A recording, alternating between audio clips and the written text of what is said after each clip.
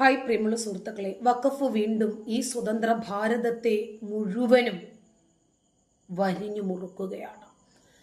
ആദ്യം സ്വതന്ത്ര ഭാരതം മുഴുവനും വഖഫിൻ്റെതാണ് എന്ന് പറഞ്ഞു. ഇപ്പോൾ ഓരോന്നോരോന്നായി വഖഫ് സ്വന്തമാക്കിക്കൊണ്ടിരിക്കുകയാണ് ഈ സ്വതന്ത്ര ഭാരതത്തിൽ. ഈ പ്രശ്നം ഇനിയിപ്പോൾ എങ്ങനെയാണ് ഇവർ പരിഹരിക്കാൻ പോകുന്നത്? 22-ാം തീയതി ഉന്നതതല യോഗം വിളിച്ച് ചേർക്കുന്നൊക്കെയാണ് പറയുന്നത്. ഇന്നിപ്പോൾ UDF-ന്റെ നേതാക്കന്മാർ കുഞ്ഞാലിക്കുട്ടി ഉൾപ്പെടെയുള്ളവർ ചില വാദഗതികളൊക്കെ അവതരിപ്പിച്ചിട്ടുണ്ട്.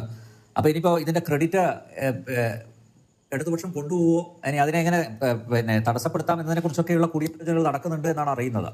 അതെ, തടസ്സപ്പെടുത്തല്ലോ. പിന്നെ ഈ നിസാർ കമ്മിറ്റിയിൽ ഇപ്പൊ ഇവര് അന്ന് പറഞ്ഞ ഈ മുസ്ലിം ലീഗ് എന്തുകൊണ്ട് PSC വിടണം എന്ന് പറഞ്ഞിട്ട് ഇതേ ഗവൺമെന്റിനോട് സമരം ചെയ്തില്ലേ വഖഫ് ബോർഡ്. കാരണം ഇതിലെല്ലാ ജനങ്ങളും വരണം. വഖഫ് ബോർഡ് ഇപ്പൊ ഈ സെൻട്രൽ കമ്മിറ്റി ഒക്കെ അങ്ങനെ തന്നെ വരുവുള്ളൂ. ആരും ഇപ്പൊ ഒരേ മുസ്ലിങ്ങൾ തന്നെ വഖഫ് പറയുമ്പോ അങ്ങോട്ടും ഇങ്ങോട്ടും കൊടുത്തിട്ടുണ്ട്. മുസ്ലിങ്ങൾക്ക് ഭൂമി ഹിന്ദുക്കൾ കൊടുത്തെന്ന് അവരെന്നെ പറയുന്നുണ്ടല്ലോ അതിന് ആ ബില്ലിൽ തന്നെ. അപ്പൊ ഈ ഒരു സംഗതി വെച്ചിട്ട് നാളത്തെ ഈ വോട്ട് അങ്ങോട്ട് കഴിഞ്ഞു കിട്ടണം. അത്രേ ഉള്ളൂ ഇന്നത്തെ ചർച്ചക്ക്. അതായത് നേരത്തെയുള്ള ചർച്ചയാണിത്. അതായത് ഹിന്ദുക്കളുടേതും വഖഫ് സ്വത്താക്കി ഇവരെടുത്തിട്ടുണ്ടല്ലോ. പിന്നെ വഖഫ് ബോർഡിൽ ഒരു ഹിന്ദു വരുമ്പോ ഇവർക്ക് എന്താ ഇത്രയും തിളപ്പ്? നരേന്ദ്രമോദി കൊണ്ടുവന്ന ഭേദഗതിയെ ഇവർ അംഗീകരിക്കാത്ത കാരണം എന്താ? അതിനകത്ത് ഹിന്ദുക്കൾ ഉണ്ടായിപ്പോയി. 1. 2, ഹിന്ദുക്കൾക്ക് വഖഫ് നൽകാൻ പറ്റില്ല എന്ന ഒരു ക്രോസ് അതിനകത്ത് കൊണ്ടുവന്നു. ഇനി അങ്ങനെ മതം മാറിയ ആളുകൾക്ക് വഖഫ് കൊടുക്കണമെങ്കിൽ പോലും അവർ 6 മാസമെങ്കിലും മുസ്ലിമായി കഴിഞ്ഞിരിക്കണം. അത് കഴിഞ്ഞാലേ, കാരണം അപ്പൊ ആരും പ്രലോഭിപ്പിച്ചോ ഭീഷണിപ്പെടുത്തിയോ ആരുടെയെങ്കിലും സമ്മർദ്ദത്തിന് വഴങ്ങിയല്ല അവരുടെ സമ്പത്ത് വഖഫ് കൊടുത്തത് എന്ന് ബോധ്യപ്പെടുന്നതിന് വേണ്ടി മാത്രം. ഈ നിയമങ്ങളൊന്നും ഇവർ അംഗീകരിക്കാൻ തയ്യാറാകാത്തത് എന്തുകൊണ്ടാണ്? ഹിന്ദുക്കൾ നൽകിയാൽ വഖഫ് ഇവർക്ക് വേണം. ഹിന്ദുക്കളുടെ ഭൂമി ഇവർക്ക് കയ്യേറിയെടുക്കാം. ഇപ്പോൾ കോഴിക്കോട് MML റോഡിലുള്ള 10ഓളം വ്യവസായികൾക്കാണ് ഇവർ നോട്ടീസ് നൽകിയിരിക്കുന്നത്. അതിൽ 10 പേരും ഹിന്ദുക്കളാണ്. പാലക്കാട് ഇവര് വഖഫിന്റെ നോട്ടീസ് നൽകിയ 120ഓളം കുടുംബങ്ങൾ മുസ്ലിങ്ങളാണ്. അപ്പൊ ഇത് എല്ലാവരെയും സാരമായ രൂപത്തിൽ ബാധിക്കുന്ന ഒരു അഗ്നിയാണ്. കാര്യം അത്രയേ ഉള്ളൂ. അപ്പൊ PSC വിടുമ്പോ ഇവർ ഇതേ ഗവൺമെന്റിനോട് എതിർപ്പായിരുന്നു. അപ്പൊ ഈ വഖഫ് ബില്ല് പറഞ്ഞാൽ ഇപ്പൊ ഒരു കേരളത്തിലല്ല, അനിൽ നമ്പ്യാർക്കൊന്നും ഇനി തീരെ സമയം ഉണ്ടാവും തോന്നുന്നില്ല. ഇന്ത്യയുടെ capital Vasant Vihar, diplomatic area, എത്ര രാജ്യം, 300 രാജ്യങ്ങളിലെ ഡിപ്ലോമാറ്റ്സ് താമസിക്കുന്ന ഒരു ഏരിയ ഉണ്ട് ഡൽഹിയിൽ, കണ്ടിട്ടുണ്ടാവും അല്ലെ? അതൊക്കെ വഖഫ്. വസന്ത് വിഹാർ വരെ, എയർപോർട്ട് വരെയുള്ള ഭൂമി വഖഫ്. അപ്പൊ ഡൽഹിന്റെ 70% ഓഫ് ദ ഭൂമി ഇനി ഡൽഹിന്റെ ക്യാപിറ്റൽ ഓഫ് ഇന്ത്യയുടെ വഖഫിന്റെ ആണ്. ഈ പറഞ്ഞത് ചില്ലറക്കാരനല്ല. സലീം സാഹിബിന് അറിയില്ല, കോൺഗ്രസിന്റെ ഒരു മുൻ MP, എന്താണ് ജമാഅത്ത് ഇസ്ലാം, ഏതോ ഒരു ജമാഅത്ത് ബോർഡിന്റെ പ്രസിഡന്റ് ആണ് ഇപ്പോൾ നിലവിൽ. അദ്ദേഹം ഈ പറയുന്ന വ്യക്തി അദ്ദേഹം ആസാമിലെ നേരത്തെ അദ്ദേഹം വേറെ പ്രാദേശികമായ ഒരു മുസ്ലിം സംഘടനയുടെ നേതാവാണ്. അയാൾ 25ഓളം അയാള് ചില്ലറക്കാരനല്ല. നിങ്ങളെ മുസ്ലിം ലീഗിനേക്കാളും വിലയുള്ള ആളാ. 25 അപ്പൊ 25 മേലെ ഏറ്റവും വലിയ മുസ്ലിം ഓർഗനൈസേഷൻ, ഇൻസ്റ്റിറ്റ്യൂഷൻ നടത്തുന്ന, മെഡിക്കൽ കോളേജ് വരെ നടത്തുന്ന ആളാ ഇയാള്. ചില്ലറക്കാരനല്ല, മുൻ MP ആണ്. അപ്പൊ ഇതിനു വേണ്ടി ഇയാൾക്ക് മറുപടി കൊടുത്ത മൈനോറിറ്റി മിനിസ്റ്ററാണ് കിരൺ റിജിജു. അപ്പൊ ഇയാൾ ഇതെല്ലാം ക്ലെയിം ചെയ്യണം. അപ്പൊ നമുക്കൊരു കാര്യം ചെയ്യാം, മുസ്ലിം വനിതകൾക്കും മുസ്ലിം കുട്ടികൾക്കും വിദ്യാഭ്യാസം കൊടുക്കാൻ വേണ്ടിയിട്ട് അവരുടെ സൗകര്യത്തിന് വേണ്ടി വഖഫ് ബോർഡ് വഖഫ് ലാൻഡുകൾ ഉപയോഗപ്പെടുത്താന്ന് പറഞ്ഞു. എന്റെ വോട്ട് കോൺഗ്രസിന്, എന്റെ ഒരു വോട്ട് പ്രിയങ്കയ്ക്ക്, എന്റെ പ്രോപ്പർട്ടി വഖഫിന്. ഈ മുദ്രാവാക്യവുമായിട്ട് ഇവർ ഇറങ്ങട്ടെന്നേ. മറുപടിയായിട്ട് അത് തമാശയായിട്ട് പറഞ്ഞാണോ കാര്യമാണെന്ന് പറയാനില്ല. കാരണം ഇതൊക്കെ അവരുടെ പറഞ്ഞാൽ 2037 ഇന്ത്യൻ ഇസ്ലാമിലൂടെ പറയുന്ന ആൾക്കാർ. ഈ 9.5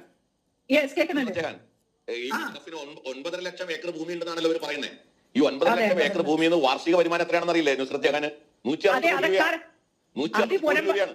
മന്ത്രി 12,000 കോടി രൂപയെങ്കിലും മിനിമം ആ വരുമാനം ഉണ്ടാവേണ്ടതാ. ഇതെല്ലാം കൊള്ളയടിക്കാണെന്ന് ഇവര്. മാത്രല്ല 2037 എന്നോട് തന്നെ ഒരു ഇസ്ലാമിക് ലീഡർ പറഞ്ഞു, അതിനൊന്നും ഞാൻ എന്റെ ഡെമോക്രാറ്റിക് ലാൻഡിന് ഞാൻ അവിടെ നിന്ന് ഞാൻ അടി ഉണ്ടാക്കി. 2037 ഇന്ത്യ ഇസ്ലാമിക് രാജ്യമാവും. നിങ്ങൾ എന്തൊക്കെ പറഞ്ഞാലും നിങ്ങളെ കൂടെ നിങ്ങളെ കൂടെ ചർച്ചയ്ക്ക്, നിങ്ങൾ സംഘപരിവാറിനെ സപ്പോർട്ട് ചെയ്യണം, നിങ്ങളെ കൂടെ ചർച്ചയ്ക്ക് ഞങ്ങൾ ഇരിക്കില്ല. കാരണം ഇന്ത്യയുടെ മോചനം ഇസ്ലാമിലൂടെയാണെന്ന് പേര് ഞാൻ പറയുന്നില്ല അപ്പോടെ. അപ്പൊ അത് എന്റെ മുഖത്ത് നോക്കി പറഞ്ഞാളാ. ഞാൻ അങ്ങനെ സ്റ്റണ്ടായി ഇരുന്ന് പോയിട്ടുണ്ട്. ആ 370 വകുപ്പിനെ കുറിച്ച് പറഞ്ഞല്ലോ. 370 വകുപ്പിനെ കുറിച്ച് സലിം മടവൂർ പറഞ്ഞതിനോട് കൂടി ഒരു മറുപടി പറയാനുണ്ട്.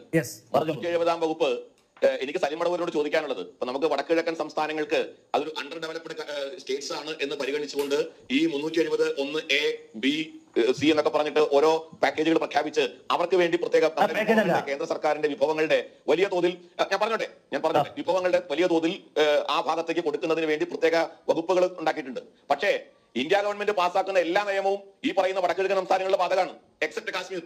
ഈ 370 വകുപ്പ് നിലവിൽ എടുത്ത് കളയുന്നതുവരെ ഇന്ത്യ ഗവൺമെന്റിന്റെ സകല നിയമവും ഈ പറയുന്ന വടക്കുകിഴക്കൻ സംസ്ഥാനങ്ങളുടെ ബാധകമാണ്. 2 പതാക ഈ പറയുന്ന വടക്കുകിഴക്കൻ സംസ്ഥാനങ്ങളിൽ ഉണ്ടായിട്ടില്ല.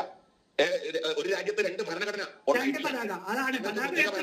പ്രത്യേക പതാക ഉണ്ടായിട്ടില്ല. ഇതൊക്കെ ഒന്ന് തുറന്നു പറയാൻ ഈ സ്വതന്ത്ര ഭാരതത്തിൽ ആരുണ്ട്? ഈ വഖഫ് ട്രൈബ്യൂണൽ എന്ന ഈ കശാപ്പ് ശാലയെ നമ്മൾ എതിർക്കുന്നത് എന്തുകൊണ്ടാണ്?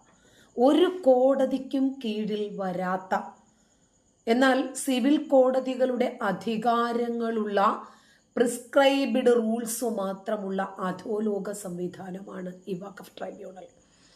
ഒരു കോടതിക്കും ഈ വഖഫ് ട്രൈബ്യൂണലിന്റെ റൂൾസ്, അവരുടെ ഉത്തരവ് എതിർക്കാൻ പറ്റില്ല.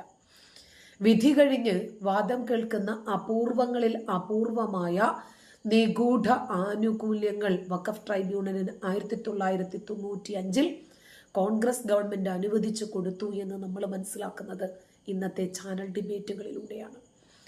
വഖഫ് ട്രൈബ്യൂണൽ ജഡ്ജിമാർക്ക് LLB ബിരുദം ആവശ്യമില്ല എന്ന് നമ്മൾ മനസ്സിലാക്കുന്നത് ഇന്ന് ഈ വിഷയം ചർച്ചയ്ക്ക് വൈറലായതുകൊണ്ടാണ്. സമൂഹ മാധ്യമങ്ങളുടെ ആധിക്യം കൊണ്ടാണ് നമ്മൾ മനസ്സിലാക്കുന്നത്. 6-ാം നൂറ്റാണ്ടിന്റെ ഗോത്ര പുസ്തക കെട്ടുകൾ മാത്രം കാണാപ്പാഠം പഠിച്ച ശരീഅത്ത് നിയമമറിയുന്ന ഉസ്താദുമാരാണ് ഇതിന്റെ വിധി പറയുന്നത് എന്ന് നമ്മൾ മനസ്സിലാക്കുന്നത് ഇപ്പോഴാണ്. 140 MLA-മാരും ഭരണ പ്രതിപക്ഷങ്ങളും ഒരുമിച്ച് കേരളത്തിനകത്ത് നിന്നുകൊണ്ട് ഇതിനെ എന്തുകൊണ്ടാണ് യോജിക്കുന്നത് എന്ന് നമ്മൾ മനസ്സിലാക്കുന്നത്. എന്തുകൊണ്ടാണ്? എതിർഭാഗത്ത് നിൽക്കുന്നത് മുസ്ലിങ്ങളാണ്. അവർക്ക് വോട്ട് ബാങ്കുണ്ട്. അവർ തീരുമാനിക്കും ആര് ജയിക്കണം, ആര് തോൽക്കണം. ഇന്ത്യയുടെ പ്രധാനമന്ത്രി ആരാകണം, പ്രതിപക്ഷം ആരാകണം, ഇതര സംസ്ഥാനങ്ങളിലെ മുഖ്യമന്ത്രിമാരാകണം, MLA-മാർ MP-മാർ തുടങ്ങിയതൊക്കെ അവർ തീരുമാനിക്കും. ഇത്തരം വസ്തുതകൾ നമുക്ക് വെടിപ്പായി പറഞ്ഞു തരും. കഴിഞ്ഞ 10-ാം തീയതി ബഹുമാനപ്പെട്ട കേരള ഹൈക്കോടതിയുടെ ഡിവിഷൻ ബെഞ്ച് വിഷയവുമായി ബന്ധപ്പെട്ട കേസിൽ ഒരു റിട്ട് പെറ്റീഷനിൽ വാക്കാൽ ഒരു പരാമർശം നടത്തുകയുണ്ടായി. അത് മുനമ്പത്തെ മാത്രമല്ല, കേരളത്തെ മൊത്തം ഭാവിയിൽ ബാധിക്കപ്പെടാൻ സാധ്യതയുള്ള ഒരു പരാമർശമാണ്. പക്ഷേ അതിൻ്റെ പ്രാധാന്യം ആരും മനസ്സിലാക്കുന്നില്ല എന്ന് മാത്രം. നാം നമ്മുടെ വഖഫ് ബോർഡിന്റെ വെബ്സൈറ്റ് നേരത്തെ പരിശോധിച്ചിരുന്നു എങ്കിൽ അതിൽ നമുക്ക് ഏകദേശം 3000 ഏക്കറോളം വസ്തു വഖഫ് പ്രോപ്പർട്ടി ആയിട്ട് ഇയർമാർക്ക് ചെയ്തിരിക്കുന്നത് കാണാൻ കഴിയുമായിരുന്നു. അത് നിങ്ങളുടെ വസ്തുവാണോ അത് എന്റെയും വസ്തു അതിലുണ്ടോ എന്നൊന്നും നമുക്കറിയത്തില്ല. അപ്പോൾ സ്വാഭാവികമായിട്ടും നമ്മുടെയൊക്കെ ജീവിതത്തെ ബാധിച്ചിരിക്കുന്ന ഒരു വിഷയമാണ് വഖഫും വഖഫ് ട്രൈബ്യൂണലും. ഇവിടെ TG മോഹൻദാസിനെയൊക്കെ പോലെയുള്ള പലരും സോഷ്യൽ മീഡിയയിൽ ഏതെങ്കിലും കാരണവശാൽ ഒരുപക്ഷെ നിങ്ങളുടെ വസ്തു വഖഫ് ബോർഡ് ക്ലെയിം ചെയ്താൽ നിങ്ങളൊന്നും പേടിക്കേണ്ടതില്ല എന്നും, നേരെ ഹൈക്കോടതിയിൽ പോയിട്ട് ആർട്ടിക്കിൾ 226 പ്രകാരം ഒരു റിട്ട് പെറ്റീഷൻ നൽകിയാൽ മതിയെന്നും അതിലൂടെ നിങ്ങൾക്ക് പരിഹാരം കിട്ടും എന്നുമൊക്കെ പറയുകയുണ്ടായി. ഇല്ല, പരിഹാരം കിട്ടില്ല. ഈ വിധി എന്താ? 27-ാം തീയതി കോടതി ഫോർമലായിട്ടൊരു ഉത്തരവ് പുറപ്പെടുവിക്കും. കോടതി എന്ന് പറഞ്ഞത് എന്താണ്? ഇത് വസ്തു ആരുടേതെന്ന തർക്കമാണ്, ടൈറ്റിൽ ആരുടേതാണെന്ന് നിർണ്ണയിക്കേണ്ട ഒരു കേസാണ്. It is A question of fact. അത് തെളിവിന്റെ ഒരു ചോദ്യമാണ്. തെളിവ് പ്രകാരം തെളിയിക്കപ്പെടേണ്ട ഒരു വസ്തുത ആണ്. എന്നിട്ട് ഇവിടെ വഖഫ് ട്രൈബ്യൂണൽ എത്രമാത്രം ഭീകരത ആണ് സൃഷ്ടിക്കുന്നതെന്നും, ആരാന്റെ മുതൽ അപഹരിച്ചെടുക്കാൻ ഭരണഘടനാപരമായിട്ടുള്ള അവരുടെ അവകാശങ്ങൾ അവർ ദുർവിനിയോഗം ചെയ്യുന്നതെന്ന് നമുക്ക് മനസ്സിലാക്കി തന്നത് ഇന്നത്തെ ഈ സോഷ്യൽ മീഡിയ പ്ലാറ്റ്ഫോമുകളിലെ ചാനൽ ഡിബേറ്റുകളാണ്. നന്ദി.